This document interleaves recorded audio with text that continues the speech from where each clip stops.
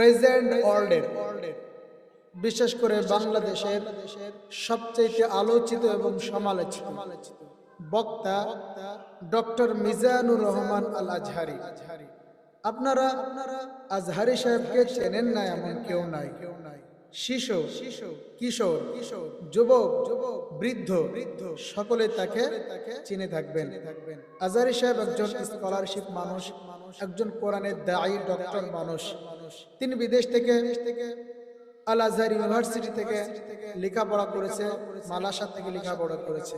তিনি বাংলাদেশের একজন ফেমাস আলোচিত বক্তা, কোরআনের বাগ্মী। আমরা তার কথা শুনে থাকি, বিশেষ করে তার ভক্ত যুবকেরা, যুবকদের হৃদয়ের স্পন্দন, যুবকদের কলিজা, যুবকদের আইডল ডক্টর মিজানুর রহমান আজহারি। আজহারি সাহেবকে যুবকরা বেশি পছন্দ করে, বেশি ভালোবাসে।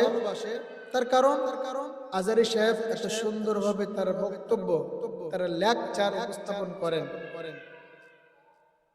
তিনি তার বক্তব্য এমন ভাবে মানুষের সামনে উপস্থাপন করেন, তার প্রোনাউন্সিয়েশনটা এত সুন্দর, তিনি এত সুন্দর করে লেকচার দেন যেটা মানুষের হৃদয় ছুঁয়ে যায়, মানুষের ভালো লাগে, যুবকদের কলিজায় ছুঁয়ে যায়।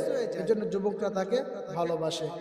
আজহারি সাহেব যেখানে যায় সেখানে লক্ষ মানুষ উপস্থিত হয়। আজহারি যেখানে প্রোগ্রাম করে সেখানেও অসংখ্য অগণিত অজস্র মানুষ সেখানে উপস্থিত হচ্ছে।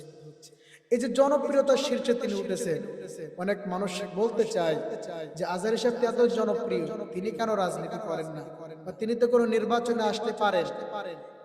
ইভেন আপনারা শুনেছেন এই দেশের একজন নেতা, তিনি আজহারি সাহেবকে একটা বাজে, একটা ব্যাড কমেন্ট করেছে।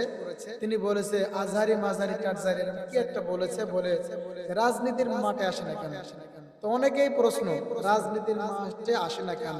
আসলে তিনি যদি রাজনীতির মাঠে আসতেন, তার জনপ্রিয়তা কতটুকু এবং তার পাশ করার সম্ভাবনা কতটুকু বেশি না কম, এটা আপনারা সার্টিফাই করবেন, আপনারা জানেন। কিন্তু তিনি কি কোনো রাজনৈতিক মঞ্চে আছেন? রাজনৈতিক বাংলাদেশের অসংখ্য দল আছে, তার ভিতর থেকে কোনো দলে আছে? আমি যতটুকু জানি বা আমি এটা আপনাদেরকে বলতে চাই, সে একজন কোরআনের খাদেম, কোরআনের দাঈ। সে অবশ্যই ইসলামের পক্ষে কাজ করবে, ইসলামিক দলে থাকবে, ইসলাম বাদ দিয়ে অন্য কোনো দলে সে থাকবে না। কারণ রব্বুল আলামিন ইরশাদ করেছেন, ওয়ামা ইয়াবতাগি গায়রাল ইসলামি দীনান ফালা ইউকবালা মিন ওয়া হুয়া ফিল আখিরাতি মিনাল খাসিরিন।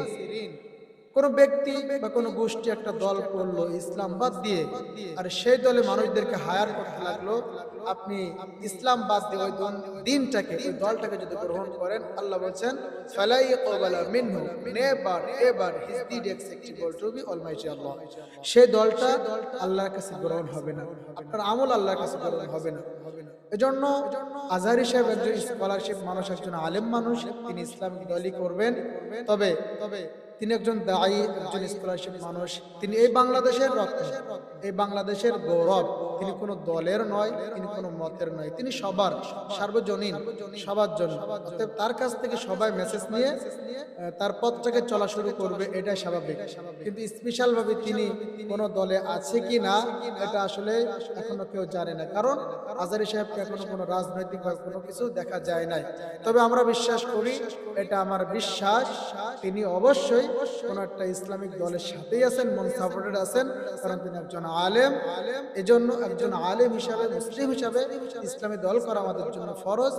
অবশ্যই আল্লাহ পাক আজহারি সাহেবকে কোন একটা দলের সাথে থেকে ইসলাম প্রচার এবং প্রতিষ্ঠিত কাজ করার তৌফিক আল্লাহ দান করুক। কারণ ওয়াজ করে ইসলাম প্রতিষ্ঠিত করা যায় না। ইসলাম যদি প্রতিষ্ঠিত করতে হয়, কিতালের হুকুমগুলো, চুরি করার বিধানগুলো, এরপরে যে মাল বন্টনের যে নিয়ম নীতিগুলো, এরপরে আরো যে ইসলামিক যে বিধিবিধানগুলো আছে, যেগুলো আইন দ্বারা করা সম্ভব, আইন বাদ দিয়ে করা সম্ভব না। এজন্য ওয়াজ প্রতিষ্ঠিত করতে হলে অবশ্যই ইসলামী সংগঠন করতে হবে। আমি বিশ্বাস করি তিনি এটা কোনো দলের সাথে আছে, আল্লাহ পাক তাকে একটা দলের সাথে থেকে তার জনপ্রিয়তাকে ধরে রেখে তার জনতাকে সাথে নিয়ে ইসলাম প্রতিষ্ঠিত করার জন্য আল্লাহ পাক তাকে কবুল করুক। আমরা তার জন্য দোয়া করছি।